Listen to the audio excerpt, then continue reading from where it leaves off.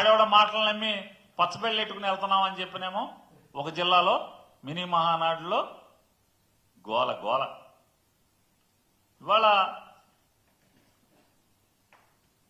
ఆంధ్రప్రదేశ్ రాష్ట్రంలో రాష్ట్ర అభివృద్ధి లేదు, రాష్ట్ర ప్రజల సంక్షేమం లేదు. పోనీ వీళ్ళు ప్రగల్భాలు పలికినట్టు, ఉత్తర కుమార ప్రగల్భాలు పలికినట్టుగా కార్యకర్తలకు ఏమన్నా పొడి చేస్తున్నారా అంటే అది లేదు అని మొత్తం తండ్రి కొడుకులు ఇద్దరే మూటలు కట్టుకుంటున్నారు. దాంట్లో ఓ చిన్న మూట ఏమో నెల నెల ఆయన ఎవరికో ఇస్తున్నారు తప్పితే ఆ ముగ్గురికి తప్పితే ఎవరికి ఏ లబ్ధి లేదనేదేమో కార్యకర్తలు ఏడుస్తున్నారని మనకి టీవీలు పేపర్లు అన్నీ చెప్తున్నాయి. ఇవాళ ఆంధ్రప్రదేశ్ రాష్ట్రంలో సంక్షేమానికి, అభివృద్ధికి లేదా కార్యకర్తల సంక్షేమానికి దిక్కులేదేమో కానీ రాజ్యహింసకి, పోలీసు వేధింపులకి భారతదేశంలోనే నిలువుటద్దంగా ఆంధ్రప్రదేశ్ రాష్ట్రం నిలబడుతుంది. కస్టోడియల్ టార్చర్, ఆంధ్రప్రదేశ్ రాష్ట్రంలో కస్టోడియల్ టార్చర్ అనేది భారతదేశంలో తలమానికంగా ఆంధ్రప్రదేశ్ రాష్ట్రం నారా చంద్రబాబు నాయుడు, పవన్ కళ్యాణ్, లోకేష్ నాయుడు ఈ ముగ్గురు నాయకత్వంలో నడుస్తున్నటువంటి ప్రభుత్వం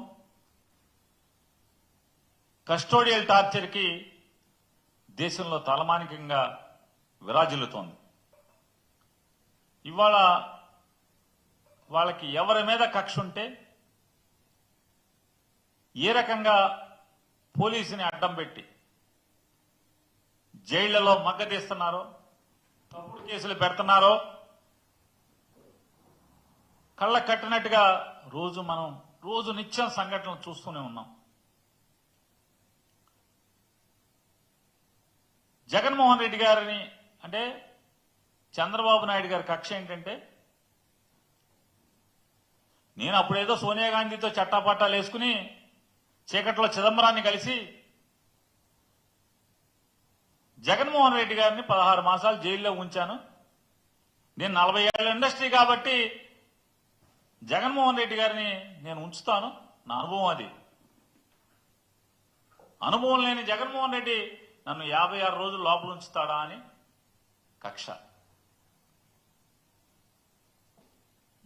ఇవాళ లిక్కర్ కేసులో ముద్దాయిగా ఉన్న చంద్రబాబు నాయుడు బెయిల్ మీద బయట తిరుగుతున్నటువంటి 2014-19 మధ్యలో లిక్కర్ కేసులో ముద్దాయిగా బెయిల్ మీద బయట తిరుగుతున్నటువంటి చంద్రబాబు నాయుడు లేని కేసు ఏదో ఒకటి పెట్టి లేని అవినీతిని లేదా లేని దొంగతనాన్ని సృష్టించి నన్ను పెట్టాడు కాబట్టి మళ్ళీ జగన్మోహన్ రెడ్డి గారిని లోపల పెట్టాలనేటువంటి తంతు మనం చూస్తున్నాం. ఆ తంతులో భాగంగా రోజుకొక ఈనాడు జ్యోతిలో చంద్రబాబు చెప్పింది రోజుకోటి రాస్తారు. ముందు విజయసాయిరెడ్డి మొత్తం లిక్కర్ స్కామ్ చేశాడు, విజయసాయిరెడ్డిని కటకటాలు ఊచలు లెక్కెట్టిస్తామని చెప్పి రాయించారు. విజయసాయిరెడ్డి పాత్ర పార్టీలోంచి వెళ్ళిపోగానే వెంటనే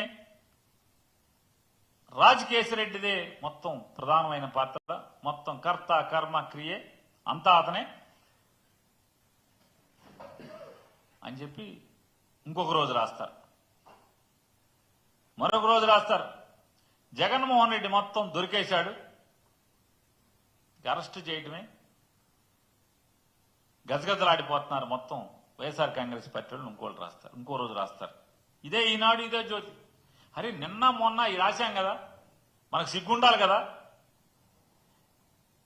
మన పేపర్లో నిన్న మొన్న ఒకటి రాసి మళ్ళీ ఇంకోటి వాళ్ళు ఎట్లా రాస్తాం అనేది ఏ మాత్రం ఇసుమంత కూడా బిడి పడకుండా మరి భగవంతుడు పెట్టలేదు.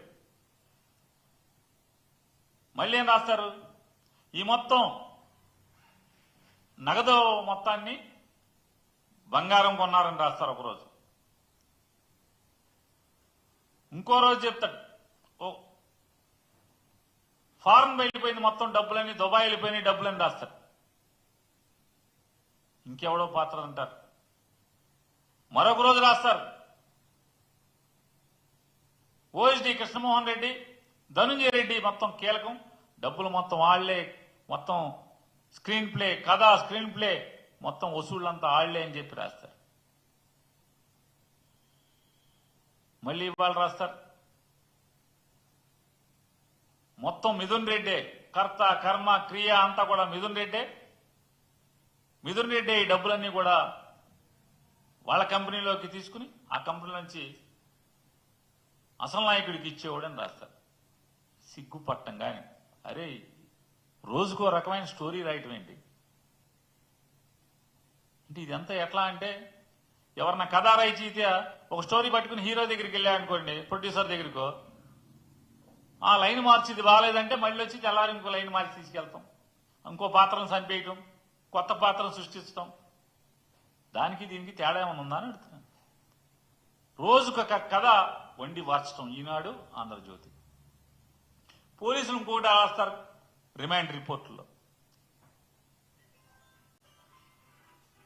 నిన్న మొన్న రాస్తాడు ఎన్నో లక్షల కోట్ల పేజీల మెమరీని మొత్తం ధ్వంసం చేశారు, కీలక ఆధారాలన్నీ నాశనం చేసేశారు. ఆధారాలు లేకుండా మీకు అసలు అంటే ఆధారం అనేది లేకుండా అది కేసు ఎక్కడది? తప్పు జరిగిందని మీకు ఎవరు చెప్పారు? అంటే జగన్మోహన్ రెడ్డి గారిని అరెస్టు చేయాలనే దగ్గర నుంచి బయలుదేరి కిందకు వస్తారు. ఎలా అరెస్టు చేయాలి? ఇప్పుడు ఆధారాలు లేవంట కొత్తగా. ఇప్పుడు మళ్ళీ మిథున్ రెడ్డి గారికి అంట 5 కోట్లు ఏదో అదాన్ కంపెనీ నుంచి 2019లో వచ్చింది.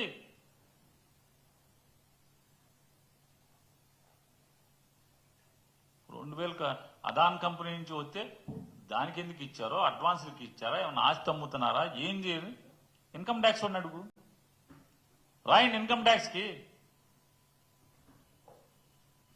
ఇన్కమ్ ట్యాక్స్ కి రాస్తే చెప్తారుగా ఈ గతం 2019 కదా, ఇప్పటికి అయిపోయినాయి కదా. లేదా పిఎల్ఆర్ కంపెనీ వాళ్ళని అడిగినా కూడా, మీరు నోటీస్ ఇచ్చినా కూడా, ఇదిగో పలానా 5 కోట్లు ఏంటి, ఎక్కడి నుంచి వచ్చినాయి, ఎందుకు వచ్చినాయి అంటే వాళ్ళు 5 నిమిషాలు ఇస్తారు కదా, కాగితాలు మీ ముఖాన్ని కొడతారు కదా.